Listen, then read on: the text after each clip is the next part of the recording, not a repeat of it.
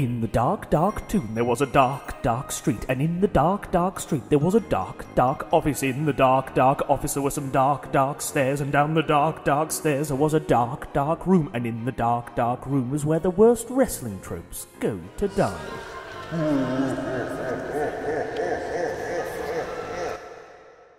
Hello, I'm Ross from Cultaholic.com and welcome to Straight to Hell, the show where my illustrious guest offers up a list of their pet peeves from the world of professional wrestling, and I send them down straight to hell, because that's how things work around there. This is nothing like Room 101, because Room 101 has been cancelled. I have won the war. Joining me today is a man who joins us on YouTube every single day of the bloody week, a man who is also a manager in the world of professional wrestling. It's only bloody Brian Zane. Hello, Brian.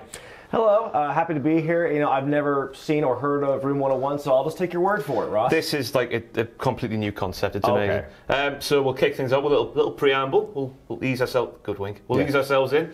So being a YouTuber and in the wrestling business, kind of, occasionally, have you ever had an awkward altercation with a wrestler who has seen your stuff on YouTube and thought, look at him, he's a YouTuber? Because I have, and it's horrible. Yeah, you know, nothing on the local level. Most of my colleagues that I work with are happy for my success and the stuff I've done. They enjoy it, because that was originally the whole point of me doing Wrestling With Regret, was to pop the boys and make my friends laugh. But on some of the bigger level, can I name names here? If you want. Okay, well, Taz is really the most notable one. Who did He's a common one. Did it revolve around respect by any chance? Yes, it's something along the lines of respect and sacrifice and no doubt about it, Cole. You know, and then he's just a salty fellow. Is basically what I've heard. Basically, every time I tell someone, "Oh, Taz got mad at me," no one is surprised. And then we're going to get DMs after this goes live, no doubt about it. I'm sorry. I'm sorry. So, when I was over here in England, you have not been here for long. I want to introduce you to a traditional breakfast juice, since we are here on a Sunday morning at 10 a.m. A bottle of WKD just for you, Brian. Oh, thank you so much. It's like, I don't know what you have in America. Tropicana, I think you have in America, do you not? We have Tropicana, but it's an equivalent to that. I've made a start on mine because, it's thirsty work, this presenting live. So if you want to have a little drink, 10 a.m. Sunday morning. Let's celebrate. Cheers, Brian. Cheers. Enjoy yourself. Well, that's nice. What flavor is that? Blue? Blue flavor? Blue, something. All right. Blue flavor. Get a good start to your Sunday morning. Best breakfast juice by a mile, officially endorsed by Cultaholic. Let's get cracking with this knacking. Just before we get going, Brian, I need to warn you that today I'm going to be an arsehole, because on the Jen episode last month, I got accused of being too lenient and sending everything to hell, so brace yourself. Okay. I'm going to be a tough cookie to crack. What's your first offering? My first offering for Straight to Hell is what I call the Alexa Bliss Carmella Memorial promo, aka the disingenuous female heel promo. I feel we are seeing this on a nearly weekly basis on Raw and SmackDown, where the heel female comes out, starts cutting this promo where she's super humble and respectful. It's like, gosh, it's been so nice, and all of a sudden she turns and goes, haha, fooled you, I'm actually a bitch. And that's pretty much everything. It's every promo, and it's the week to week when it's back-to-back shows, Monday and Tuesday nights. You hear the same promos from the same women every week. I don't think I'm exaggerating when I say it's a weekly thing. No, you're not. Absolutely not. It's very common, and it's the only way the writers there seem to know how to write for heel women, is catty and disingenuous. And it's like, it wouldn't be so bad if you spaced it out maybe once every 2 or 3 months, it'd be fine. But it does get so regular, and some fans have told me, it's like part of their character. It's like it's part of their whole act. I guess it's much in the same way The Rock would cut a promo and every week say, turn that sumbitch sideways or whatever. I just think this is more of a thing where it just seems more of is it a changing character? Oh, is it a change of heart? No, she's just being mean again. And it just gets so repetitive, and it makes me want to mute my TV. It's all very high school, isn't it? Yeah, it's like that seems to be this sense of arrested development among the entirely male writing staff, where they think every woman is the same catty bitch they were in high school. There seems to be a lot of... Do you think the writers there have issues with women? That's the kind of have they ever seen one? The vibe I get from when I usually see writing surrounding women in WWE. I mean, it's sort of humour that worked in 2000. You look at Brian Gewalt working with Edge and Christian. That sort of stuff works because it was the time and the era. But now, especially the last few years, it just seems that people go, here's a funny nickname for you, bugger nuts or something. Biscuit butts. Oh, it's just gross. It's like it must. I feel it's one of those like random wheels where it's like they have here's the noun and here's the verb or whatever. It's like we're gonna mix them, combine them. It's like that thing on Facebook where you see it's like your wrestling name is the first letter of your first name and the month you were born. And it's something wacky as a result of it. But, you know, I do feel the writing does get very one-dimensional, especially for the females. And the disingenuous Katya, I'm actually a bitch promo is one of the biggest indicators of that to me. It's a problem with WWE today is the fact the way they book their shows. All the top stars are on every single week doing exactly the same thing. Nobody goes away for a few weeks and then comes back to make the pop all bigger and stuff. They just have the top stars on all the time. Lowest stars, no, they aren't there ever, are they? So... yeah, I mean, everyone's just going around in circles, aren't they? It's funny because, you know, a long time ago I pitched maybe they should have an off-season where people take time off to recuperate from injuries and get healthy. Like 2 weeks at Christmas, that would be lovely. Something like that, but it turns out the off-season is technically already happening because you'll see a lot of wrestlers be there for a bit, then just not be for a while. They'll still do the house shows and everything, and they might do a dark match before or after the taping, the televised stuff. But, you know, you don't see them on TV for weeks and weeks, and you wonder where did they go? So, yeah, I guess we are kind of having an off-season at this point, at least off-season from TV, where it matters.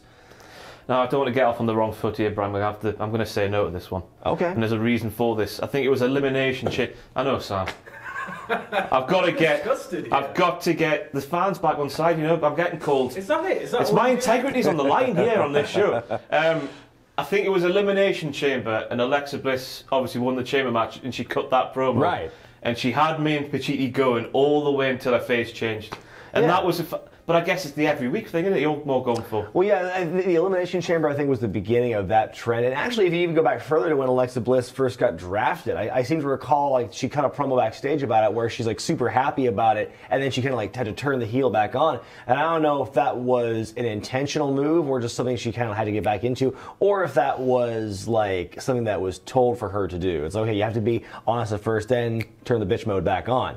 But that just seems to be Alexa Bliss's thing, and again, if you do it only every once in a while, it has much more impact. But when it's every week, it just, you know, okay, well, what are you trying to prove? I've changed my mind, you know. Oh, okay, because this week on Raw, Alexa Bliss was wearing a Cleveland branded. Sorry, is it Cleveland where she's from? Where was Raw last week? Wherever Raw was last week. Somewhere in Ohio. I didn't watch because I was in the air on the plane to London. So she was wearing a T-shirt with "This is your moment of bliss," wherever that town is, and then cut a promo taking the piss out of the people from there. Yeah. So that's wrong. Yeah, exactly. All right. That's dead because we've now gone down to hell. Show over. It's already sent My to hell. integrity is no longer here. So just off camera there, Brian took another sip of his WKD. It's delicious. It's practically British now. So Kelsey, please everybody. We're 1 for 1 on Straight to Hell. Let's try and make it 2 for 1. Okay. This one's kind of an obscure one. Follow me on this one. It's the cross dissolve. Now let me explain this to you. Now the cross dissolve is that segment you see where if you go from shot to shot, you see like the gradual fade to the next shot instead of a hard cut to the next one. Maybe you can pull up some example of this in the B-roll of this video. But you see this every week on Raw and SmackDown, where after you see a match or you see a backstage segment, it does a cross dissolve, a nice soft transition to the next scene. Now, I think from a television standpoint, what you want to do, and this is, you know, comparing, say, today's product to, you know, the good old days of the Attitude Era and that Ruthless Aggression era, that kind of time period, where you've got these hard cuts from scene to scene, and everything feels like more raw and organic and urgent when you have that kind of cut. But when you do a cross dissolve, it's nice. It's processed. It's clean. It's, you know, with you know, forethought. Scripted. Exactly. It's you know, we all know it's scripted, but this just really kind of hammers it home. And I think part of the issue with WWE's current programming, it's safe, it's homogenous, it's very easy on the eyes. But I think if you just do that simple directorial alteration, and instead of doing cross dissolves between scenes, you just do a hard cut. It makes things seem more urgent, more breaking news kind of thing. It's just a small thing which does not have to result in a drastic philosophical change in your product, but to me, visually and aesthetically, would make things a little more interesting. And I may be the only one on Earth who thinks this or has observed this. But I think you might be because you're one of the few who actually worked in TV. Yeah, I mean, as someone who worked and went to school for television and who's worked in video production all my life, it's just something that and I don't consider myself like a director by any stretch. I would never be able to direct a film, for example, but it's just something that's my eye catches. And as someone who has worked in video and worked in television, it's just something to me that like it conveys a different mood and a different feeling than the safe, soft cross dissolve. That's just me. I mean, if you watch Raw and SmackDown, you can watch it and let me know what you think.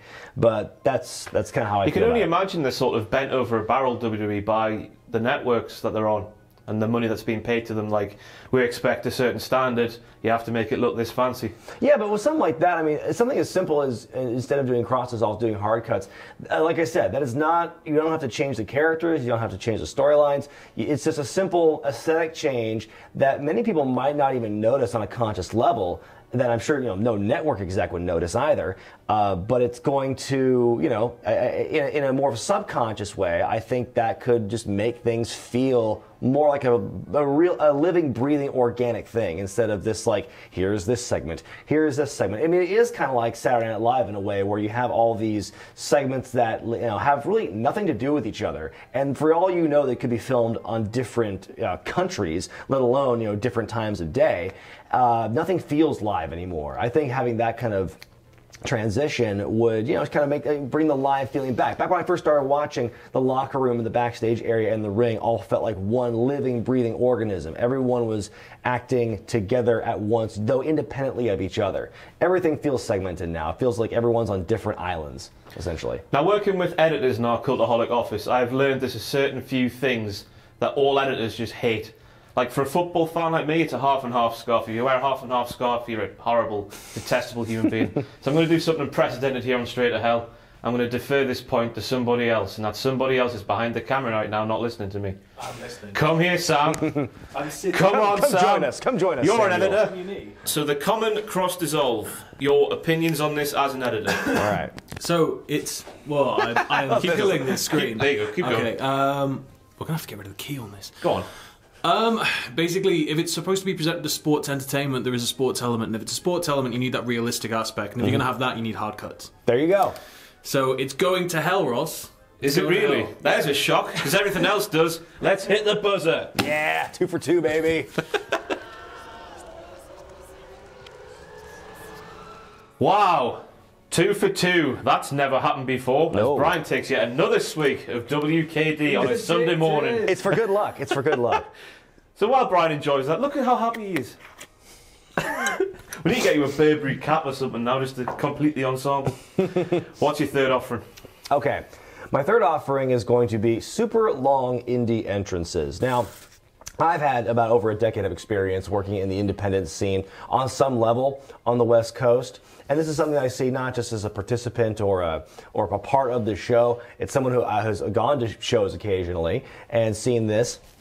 But there are some people out there in the independent world who think that they're the Undertaker, and they get to have this super long intro where they have whatever, licensed song they got off their favorite nu metal CD, and it's got very long intro, a lot of drums before the guitar kicks in or the drums really get loud, and that's when they come out, but it's like 30 seconds long. And, after, usually it's a situation where the announcer announces your name, you hear that initial pop or boo, depending on if you're a face or a heel, and then you have to sit and wait and wait and sit for the guy to finally come out, and then he comes out after everyone's tired and usually forgets who it is who's coming out, and then they come out and do their thing, and then the noise resumes. But it's just one of those things where, I guess in the right setting it can work, but for the most part it's usually in some place where it's like a fully lit gym and there's no ambiance, and so when you hear that music you're just kind of sitting and waiting, and I just think it wastes everyone's time and makes it, and usually does not fit the person at all, does not have the gravitas to really get away with that. So I guess you're talking about people like younger wrestlers with less of a name value here, rather than, because somebody's become quite famous in recent times for it, Rey Mysterio. All in, I think his entrance took about half an hour. Yeah, that happened at a show I worked actually too. He was the main event. He took like 3 minutes. I think it was the big ICW show last year. His entrance took about half an hour. But I think with him... Yeah. But it's not even that. It's not like a Rey Mysterio. It's like, it's a skinny McKick pads, pleathered shorts kind of kid who comes out and these guys, he spits the water, the AJ Styles, the old AJ Styles vest with the hood and everything. And it's just like... just trying to be everything at once and really pulling off none of it. And usually it's a lack of experience, I think is what it boils down to. It's just kids who, have that feeling of being bigger than they really are. And I appreciate that. I appreciate the hustle, and I appreciate, shooting for that. But it's an issue of like, trying to meet where the expectations are and trying to match what the skill level is at with the experiences. It's like I say The Undertaker. Everyone wants to be The Undertaker. I feel like you haven't really earned that kind of entrance yet. Earned. Yeah, exactly. So that's kind of just again, it's a thing that maybe only I really notice and get irked by. No, you don't. I notice it as well. But it's certainly just a thing where it's like, how many indie shows have you ever been to that go very long or start very late and have kind of a time to make up? That's probably a contributing factor to why shows go so long, as everyone has super long entrances. But you just got to think of the amount of hours these men and women have spent in the shower, walking through their entrance, doing the pose at the right time. Visualizing. It's a craft, Put the effort into this thing. I respect the drive. I respect the attempt to be a larger-than-life character. But sometimes I think, less is more, and I think expedience is key. I'm not saying run through your entrance and just totally not connect with the crowd, but you can do that in a way that doesn't like have that lull where it's like, here's this guy, and is yay, he lost? And then, oh, here's back, yay, it's like that to me just can kill a crowd dead. I mean, anyone who watches my stuff knows that I hate things that make wrestling shows pointlessly longer. Yeah. And this is one of the things that, you sat there waiting, aren't you? Mm-hmm. It's like, I can't believe I'm doing this now. 3 for 3, everybody. Yeah, that's what I'm talking about.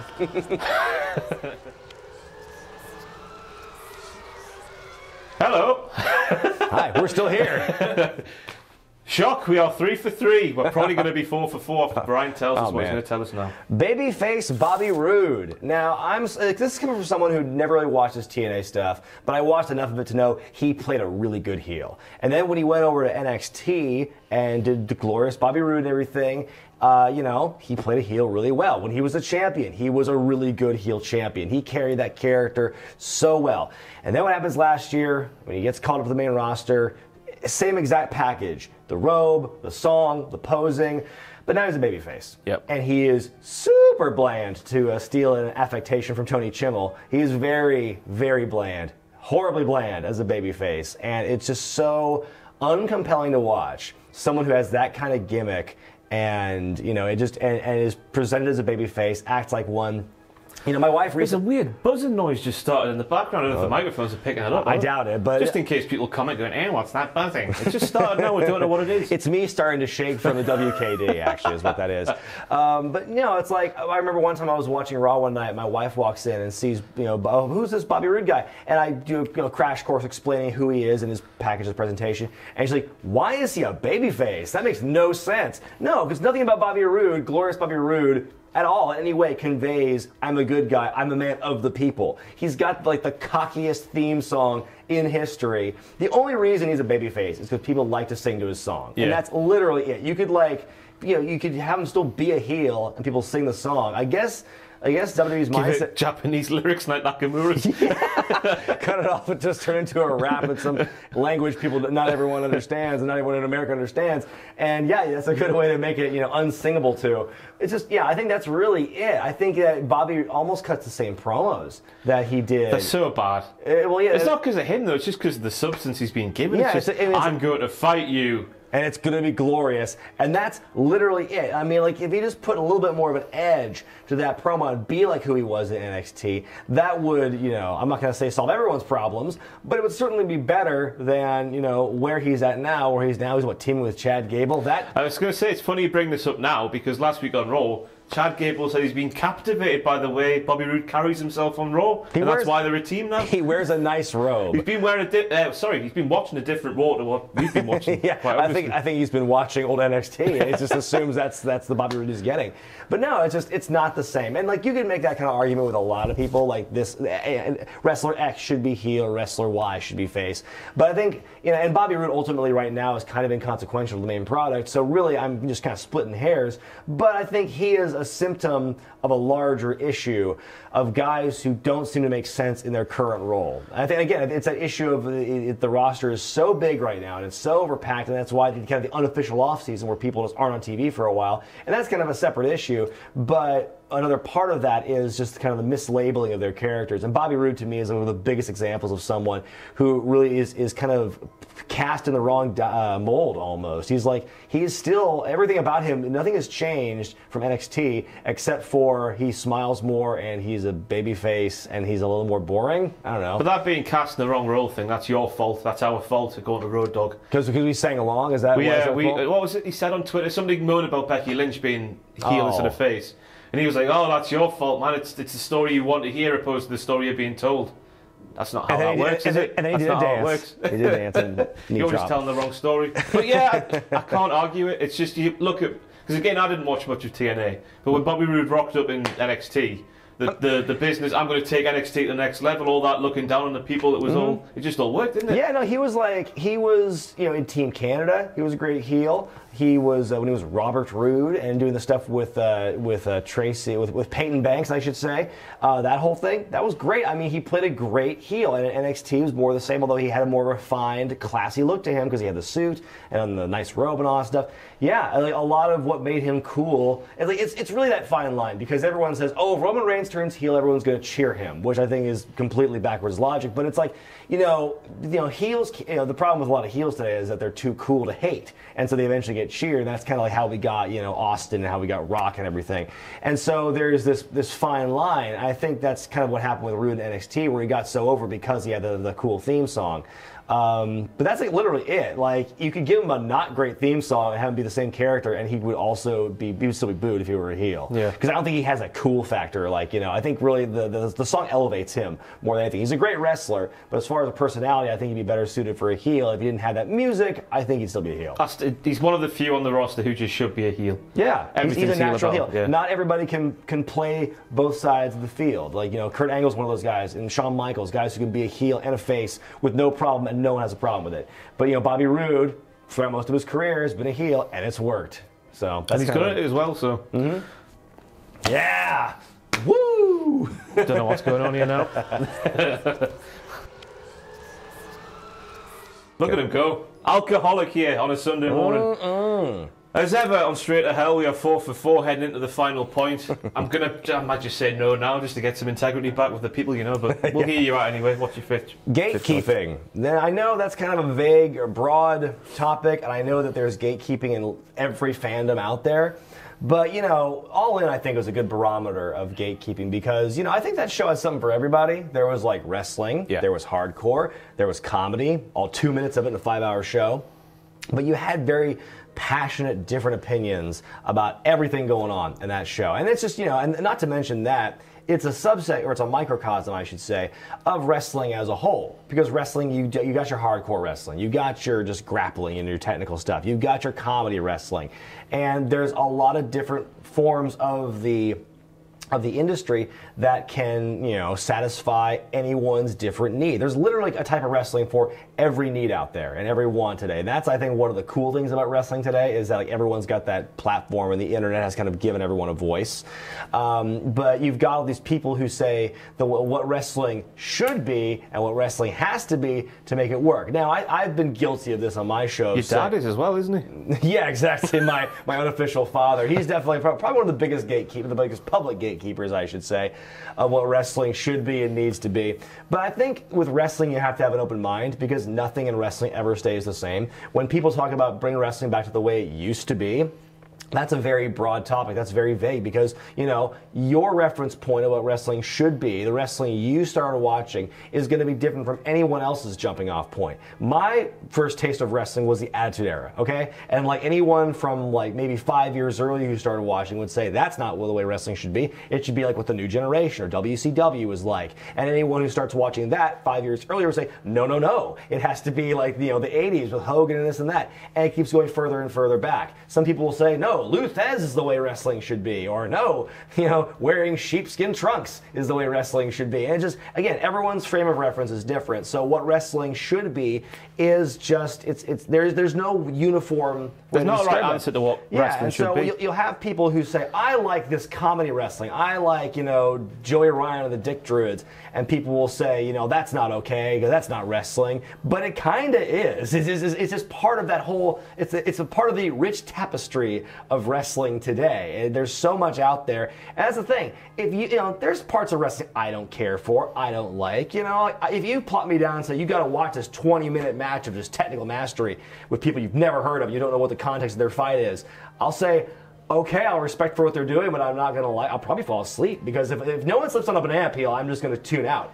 So it's just one of those things where I don't have to, you know, enjoy every aspect of wrestling, but I can respect it, and I'll say, cool, man, you do you. But to have people come out there and say, no, this is wrong, what you're doing is wrong, you're an idiot if you like this kind of wrestling, no matter what it is, you know, no matter what your frame of reference and what your preference is, I don't think that's correct. And again, there's so many different ways you could describe literally any kind of fandom with this mindset and this mentality, but that's just the way it is. It's the way wrestling has always been, because wrestling has always evolved. You know, more so I think than other fandoms that have this kind of issue, like comic books or Star Wars or whatever.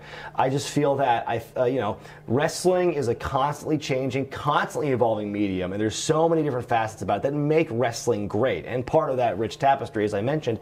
And I just think that for anyone to say yay or boo, you know, you can't enjoy this, this is wrong, it's not their place to say. I think everyone has a right to like what they like.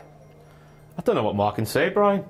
You've just gone off there and said everything needs to be said. I hate the fact that people say you're wrong for liking something. Yeah. Which is especially because we're wrestling fans and non-wrestling fans tell us that. Yeah, wrestling fans get enough crap from people saying you shouldn't like wrestling, period. Like, we've grown up hearing that. But now there's all these different subsections of wrestling that people like. There, you know, there's Hood Slam, and there's Evolve, and then there's, you know, all this other cool stuff. There's Ring of Honor, and there's CZW and GCW.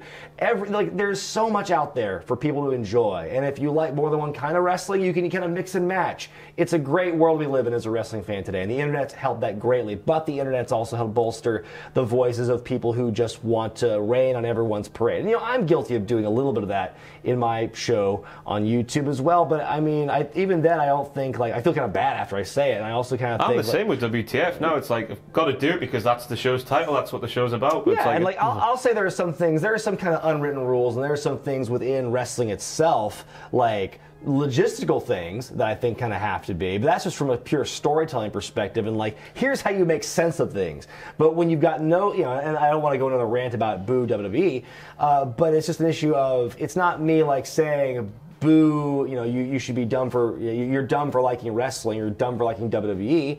It's just a thing where it's like, it's logistics and a way to make it better. You know, that comes from a place of love and wanting it to improve. But I don't, you know, I'll never say, oh, you're stupid for liking Kaiju Big Battle, or oh, you're stupid for liking Evolve. It's like, it's not my place, and usually if you say that, you're wrong, basically. You're wrong for saying that they're wrong. But if you are saying stuff like that, just don't watch that stuff you're talking about. That's the resolution, isn't it? I have so many hours in my day, I don't have time to watch everything, and especially things like, if it's not my cup of tea, unless fans really want me to watch it and talk about it, then, you know, it's like, I have things to do with my time that aren't that. And so, like, but I'm not going to criticize you for watching it. Again, you do you. And that's not the WKD talking. This is just from the heart. But it's happened again, everybody. I know I said at the start I was going to be a bit more of an arsehole and try to say no to Brian, but get the comments ready. Once again, yes, gone. So that's it. 5 for 5, Brian. Congratulations. What did I win besides this delicious bottle of WKD? Won, I don't know. You've had a whole new lease of life pumped into you there. And I'm going to come back to England more often. But yeah, I was going to say congratulations, but it's not much of an achievement anymore to get 5 out of 5 on this show. But thank you very much for joining me today. Thank you, sir. Anything to plug down that one there? All right, well, I'm on YouTube at Wrestling With Regret. That's with a W. You can find me on Twitter at ZMan Brian Zane, Facebook.com/WrestlingWithRegret. I'm also on Patreon.com/WrestlingWithRegret. Excuse me, that's WKD coming back up. And also there's ProWrestlingTees.com/WrestlingWithRegret. I hope you guys check me out. If you like me, great. If you don't, well, that's your right. And you're wrong for not liking Brian. Yeah. So that's it for Straight to Hell. Join us next month where somebody else will get 5 things in hell. Goodbye, everybody. Bye.